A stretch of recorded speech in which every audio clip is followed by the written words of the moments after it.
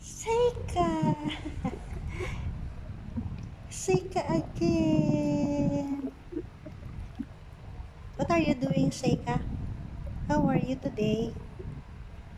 Say hi, viewers! Hi! Hi, viewers! It's me, Seika.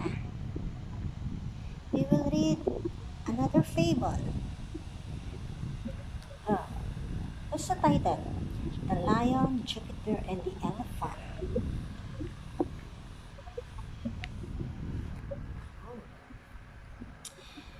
The lion, for all his size and strength, and his sharp teeth and claws, is a coward in a one way.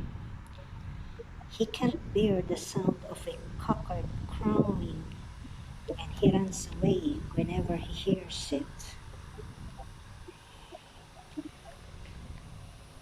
Once, the lion complained bitterly to the great god Jupiter for making him like that, but Jupiter said it wasn't his fault,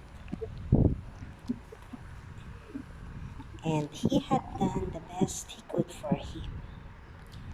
Jupiter also said that, considering this way the lion's only weakness, he ought to be content. Don't bite the book. The lion, however, wouldn't be comforted and was so ashamed of his timidity that he crawled around with a heavy heart. One day, the lion met the elephant, and the two got talking in friendly conversation. The lion noticed the great beast cock up his ears all the time, as if he were listening for something, and the lion couldn't resist asking why he did so. Just then, a tiny gnat came humming by, and the elephant said, "Do you see that wretched little buzzing insect? I'm terribly afraid that it will get into my ear. If it gets in, I'm done for. That's why I keep flapping my ears to keep the little nut out of them." The lion's spirits rose at once when he heard this.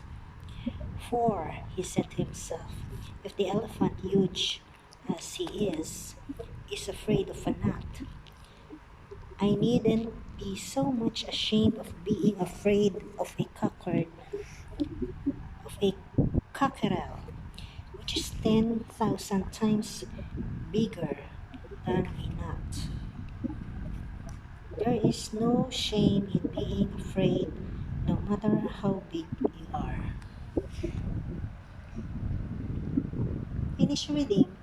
Seika, what did you do? Bye bye, viewers. Thanks for listening to my fable. See you at the next vlog. Why are you sleepy? You sleepy? Huh? Say bye bye. Say bye bye, viewers. Bye bye. Bye bye, viewers. Bye bye. Bye bye. See you at the next vlog.